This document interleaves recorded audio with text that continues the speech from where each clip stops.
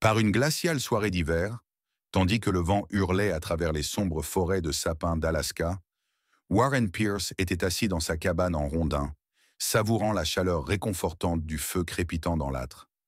Ses mains enserraient une tasse de thé fumante, tandis que ses pensées erraient paresseusement autour des routines monotones de sa vie solitaire. Dehors, une épaisse couche de neige recouvrait le monde, une nappe blanche, silencieuse et implacable, qui semblait engloutir toute forme de vie. Un grattement à la porte brisa le silence. Warren se figea. Dans cette région sauvage et reculée, les visites inattendues étaient rares. Peut-être un chien errant ou un coyote en quête de nourriture. Mais bientôt il entendit un léger gémissement, suivi d'un bruit sourd contre le bois.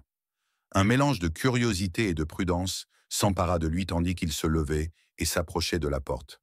À travers la vitre givrée, il distinguait deux ombres, deux grandes silhouettes, immobiles sous la neige tourbillonnante. Warren attrapa sa lampe torche, prit une profonde inspiration et ouvrit lentement la porte. Devant lui se tenaient deux loups. Surpris, il recula d'un pas. Pourtant, au lieu de grogner ou de montrer les crocs, les animaux restaient là, tremblants, leur pelage emmêlé et couvert de neige. Leurs yeux brillaient faiblement sous la lumière de la lampe, non pas avec hostilité, mais avec une supplique silencieuse. L'un d'eux, un grand loup marqué d'une cicatrice sur le museau, restait proche de son compagnon.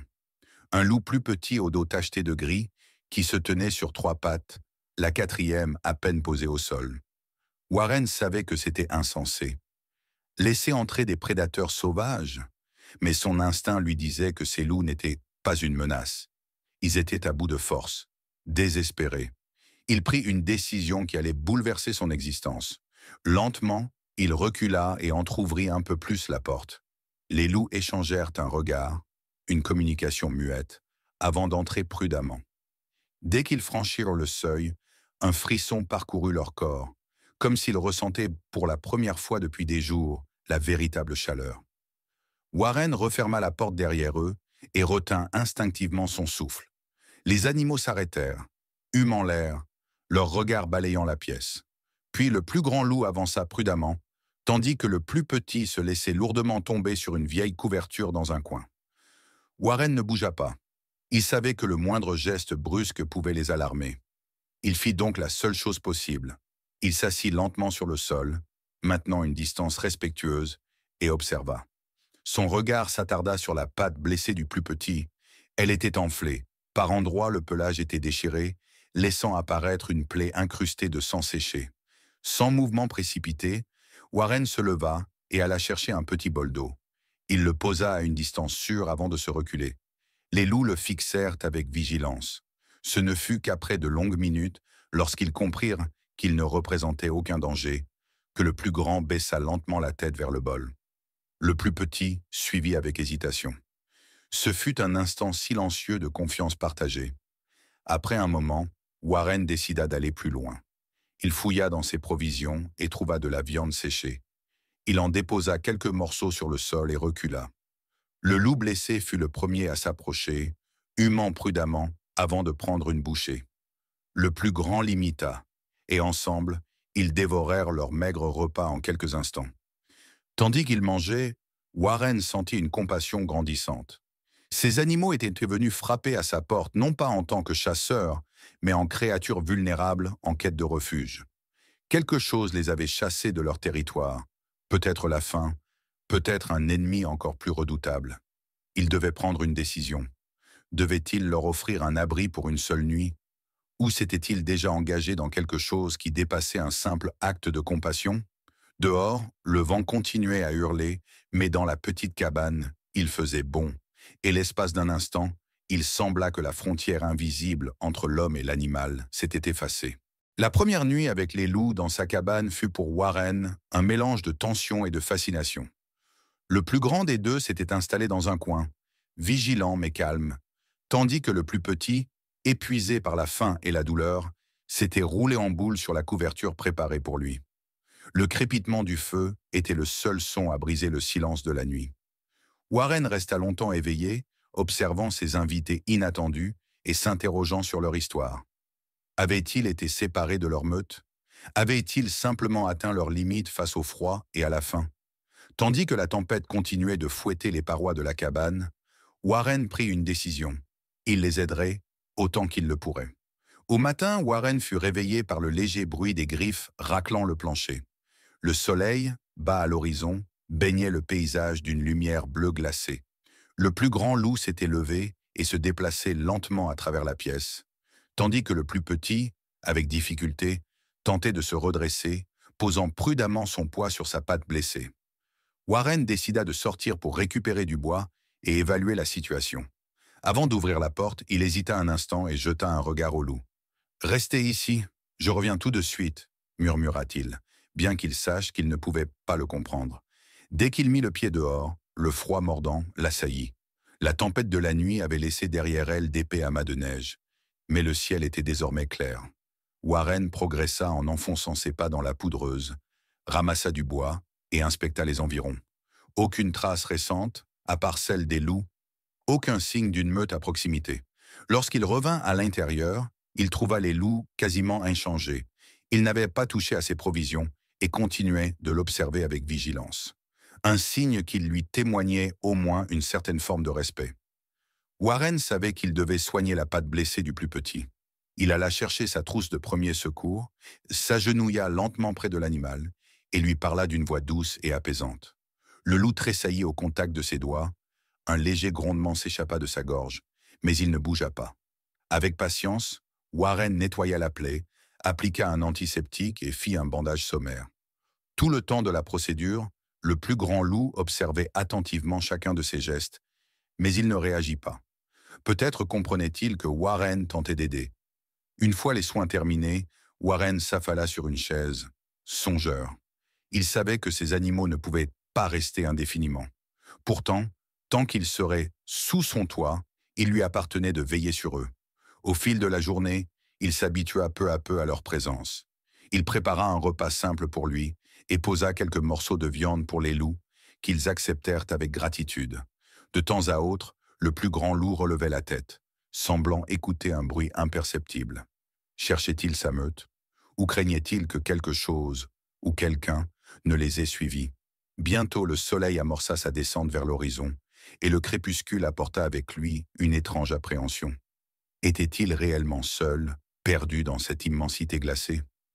Warren s'approcha de la fenêtre et balaya du regard le paysage enneigé. C'est alors qu'il aperçut quelque chose. Un mouvement au bord de la forêt. Une ombre se faufilant presque sans bruit entre les arbres. Un frisson glacial parcourut l'échine de Warren. Il n'était bon pas seul. Il attrapa ses jumelles, posées sur la table, et les porta à ses yeux, scrutant la silhouette mouvante. Les contours étaient flous, mais il distingua une forme animale. Un loup ou autre chose. La morsure du froid s'insinua dans ses doigts, alors qu'il resserrait sa prise sur les jumelles, sa respiration se faisant plus courte. Dans la cabane, le plus grand loup redressa brusquement la tête et tendit l'oreille. Un grondement sourd monta de sa gorge, tandis que son regard restait fixé sur l'orée du bois. Le plus petit, malgré sa patte blessée, sentit lui aussi le danger et redressa lentement la tête. Warren savait qu'il devait agir. Il recula d'un pas, posa les jumelles et saisit son fusil appuyé contre le mur. Il espérait ne pas avoir à s'en servir, mais dans cette nature sauvage, il ne pouvait pas se permettre d'être pris au dépourvu. Lentement, il entr'ouvrit la porte et s'avança. La neige crissa sous ses pas lorsqu'il gagna le seuil. Derrière lui, les loups suivaient le moindre de ses mouvements, comme s'ils comprenaient que la menace était réelle. L'ombre bougea à nouveau, cette fois, plus près. Warren retint son souffle, puis un grondement profond s'éleva de l'obscurité. Une autre paire d'yeux luisants apparut dans la nuit. Un autre loup. Warren se tenait dans l'air glacé de la nuit, son souffle formant de petites volutes sous la lumière de la lune. Le deuxième loup, apparu à la lisière de la forêt, était plus grand que les autres, son pelage plus dense, plus sombre. Un alpha ou un autre membre égaré d'une meute. Warren ne pouvait le dire, mais la tension dans son corps ne faiblissait pas. Le plus grand des loups dans la cabane réagit aussitôt. Il se redressa d'un bond, son poil hérissé, oscillant entre la peur et la volonté de se défendre. Le grondement qui monta de sa gorge était profond, un avertissement clair. Le loup blessé tressaillit, mais ne tenta pas de se lever de sa couverture. Il savait qu'il n'aurait aucune chance de se défendre dans son état. Warren tenait son fusil prêt, mais il ne voulait pas s'en servir. Il ne voulait pas devenir l'agresseur, surtout pas face à une créature qui cherchait peut-être simplement ses semblables. Alors il observa attentivement, scrutant le moindre mouvement du nouveau venu, tentant d'en déchiffrer les intentions. L'animal resta à la frontière entre la forêt et l'espace dégagé. La tête basse, les oreilles dressées vers l'avant, il avançait lentement, presque avec hésitation, comme s'il se demandait s'il pouvait s'approcher. Puis il leva son museau vers le ciel et poussa un long hurlement. L'écho résonna à travers le paysage enneigé. Aucune réponse. Warren jeta un rapide coup d'œil aux deux loups dans la cabane. Le plus grand avait dressé les oreilles en entendant l'appel. Il ne grondait plus, et sa tension semblait avoir laissé place à une sorte de mélancolie. Le loup blessé émit un faible gémissement. Était-ce leur chef? Un frère? La dynamique entre ces animaux restait un mystère pour Warren. Il prit une décision. Lentement, il abaissa son fusil et fit un pas prudent en avant. « Je ne sais pas si tu les cherches, » murmura-t-il dans l'obscurité. « Mais si tu n'es pas une menace, montre-le. » Le grand loup dehors ne réagit pas immédiatement. Pourtant, au lieu d'avancer ou d'attaquer, il baissa encore plus la tête, puis finit par se coucher dans la neige. Son attitude était sans équivoque, soumission. Surpris, Warren se tourna vers les loups dans la cabane. Le plus grand s'avança prudemment vers la porte, humant l'air froid de la nuit. Puis, après un long instant d'hésitation, il sortit. Warren resta sur ses gardes, mais il ne tendit pas la main vers son arme. Il sentait qu'un moment décisif était en train de se jouer, un moment qui échappait totalement à son contrôle. Les loups devaient décider seuls de la suite des événements. Le loup couché dans la neige ne bougea pas. Ce n'est que lorsque le plus grand loup s'approcha qu'il releva la tête. Les deux animaux se reniflèrent prudemment, tournant lentement autour, l'un de l'autre, s'évaluant. Puis, soudainement, le plus grand loup émit un léger jappement. Non pas un son menaçant, mais une reconnaissance. Le loup blessé à l'intérieur de la cabane leva la tête et répondit d'un faible gémissement. C'étaient des retrouvailles. Warren expira profondément, comme s'il retenait son souffle depuis trop longtemps. Lentement, il recula, laissant aux loups l'espace dont ils avaient besoin. Il ne savait pas encore ce que cela signifiait, si ce nouvel arrivant représenterait un danger ou s'il était vraiment un membre perdu de leur meute. Mais une chose était sûre, ces animaux se connaissaient. Ils faisaient partie du même monde. La nuit s'écoula et les trois loups s'étaient maintenant rassemblés devant la cabane. Le loup blessé s'était traîné jusqu'à la porte et observait les deux autres à une distance prudente. Warren les laissa faire. Il savait que c'était un tournant. Il retourna à l'intérieur, ajouta du bois au feu et s'assit à la table. Son esprit tourbillonnait de pensées. Que devait-il faire maintenant? Ces loups lui étaient étrangers, et pourtant, depuis qu'ils avaient frappé à sa porte, il s'était senti responsable d'eux. Il savait qu'il ne pouvait pas rester éternellement, mais était-ce vraiment à lui d'en décider? Dehors, le nouvel arrivant finit par s'allonger. Les deux autres l'imitèrent bientôt. Cette nuit-là, Warren ne se retrouva plus seul dans sa cabane isolée. Un lien inattendu s'était tissé entre l'homme et les loups, unis par la rudesse de la nature. Warren observe à travers la fenêtre les trois silhouettes couchées dans la neige. « On dirait bien que vous allez rester un moment », murmura-t-il avant de s'appuyer contre le dossier de sa chaise. Les flammes dansaient sur les murs, tandis que dehors, la nature concluait son propre pacte silencieux. Le soleil du matin projetait une lumière pâle sur la forêt enneigée lorsque Warren fut réveillé par un léger bruit. Les loups s'agitaient. Le plus grand s'était déjà levé, secouant la neige de son pelage, fixant la lisière des arbres. Le nouvel arrivant se tenait près de lui, tandis que le loup blessé s'étirait prudemment. Warren sentit que le moment approchait. Ces trois loups n'étaient pas faits pour une vie entre quatre murs. Ils appartenaient à la nature, à la liberté sauvage, là où leur instinct les guiderait, peut-être vers leur meute, peut-être ailleurs. Il sortit devant la cabane et observa les animaux. Le vent soufflait sur la neige, effaçant déjà les traces laissées par la nuit. La nature ne s'arrêtait jamais. Ce n'était pas à lui de décider s'il restait ou s'il partait, et pourtant, l'idée de ne plus les avoir à ses côtés lui pesait. Lentement, il s'approcha du loup blessé qui tenait désormais sur ses pattes, bien que prudemment. Warren s'agenouilla devant lui et le détailla du regard. « Tu vas t'en sortir, n'est-ce pas ?» Sa voix était douce, À peine un murmure. Le loup croisa son regard un instant, puis détourna la tête vers son compagnon. Soudain, le plus grand des loups redressa la tête, à l'affût. Un hurlement lointain s'éleva dans la nuit. Warren sentit sa poitrine se serrer. C'était leur appel. Leur famille était là, quelque part. Les deux loups en bonne santé réagirent aussitôt, leur corps tendu, attentifs. Le loup blessé hésita un instant, mais son instinct était plus fort que sa faiblesse. Warren recula, leur laissant l'espace dont ils avaient besoin. Il s'était habitué à leur présence, à cette compagnie silencieuse qui avait accompagné ses nuits. Mais il était temps de les laisser partir. Sans plus attendre, le plus grand loup s'élança le premier vers la forêt, jetant un dernier regard vers Warren comme un adieu silencieux. Le second le suivit, et enfin, après une ultime hésitation, le loup blessé prit à son tour le chemin des arbres. Lentement, mais avec détermination, Warren les regarda disparaître parmi les ombres de la forêt. Puis le silence de la nature reprit ses droits. Il inspira profondément, ressentant une chaleur inattendue en lui. Peut-être les avait-ils sauvés, mais d'une certaine manière, eux aussi l'avaient changé. De retour dans sa cabane, il posa les yeux sur la couverture vide où le loup blessé s'était reposé.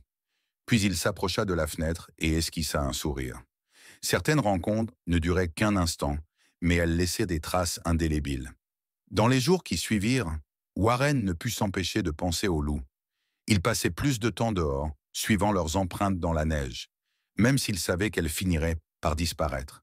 Il se demandait s'ils avaient retrouvé leur meute, si le loup blessé s'était complètement remis. Mais au fond de lui, il savait que la nature suivait toujours son cours. Un soir, alors qu'une nouvelle tempête de neige se levait, Warren s'assit près de la cheminée, une tasse de thé chaud entre les mains. Le vent hurlait au dehors, presque comme un loup solitaire appelant les siens. Il ferma les yeux, se remémorant le temps qu'il avait passé avec eux. L'idée qu'ils avaient survécu, qu'ils avaient trouvé leur place quelque part dans l'immensité de l'Alaska, l'apaisa. Les semaines suivantes furent rudes. L'hiver s'intensifia et Warren reprit son quotidien. Couper du bois, vérifier ses réserves, entretenir son refuge. Pourtant, souvent, son regard dérivait vers la forêt, cherchant un mouvement, un signe de leur retour. Puis, par un matin d'une clarté éclatante, il fit une découverte. Des empreintes fraîches dans la neige, non loin de sa cabane. Elles s'enfonçaient dans la forêt et disparaissaient entre les sapins enneigés. Il s'agenouilla pour les examiner. L'empreinte d'une patte blessée n'y figurait plus. La plaie avait guéri. Warren sourit. Ils avaient survécu, et cela lui suffisait. Mais alors qu'il se relevait, son regard se posa sur une deuxième série de traces, plus grande, plus marquée. Un autre loup avait traversé l'endroit. Peut-être le grand loup, peut-être un autre membre de la meute. Warren fit un pas en arrière et balaya la forêt du regard. Pendant un instant, il crut voir quelque chose entre les arbres. Une ombre, un mouvement furtif, puis plus rien. Mais la sensation demeura, il n'était pas loin. Après un dernier regard aux empreintes dans la neige, il se retourna et rentra dans sa cabane. Il savait que cette histoire n'était pas vraiment terminée. Peut-être qu'un jour, leurs chemins se croiseraient à nouveau. Et d'ici là, il garderait précieusement le souvenir de leur rencontre.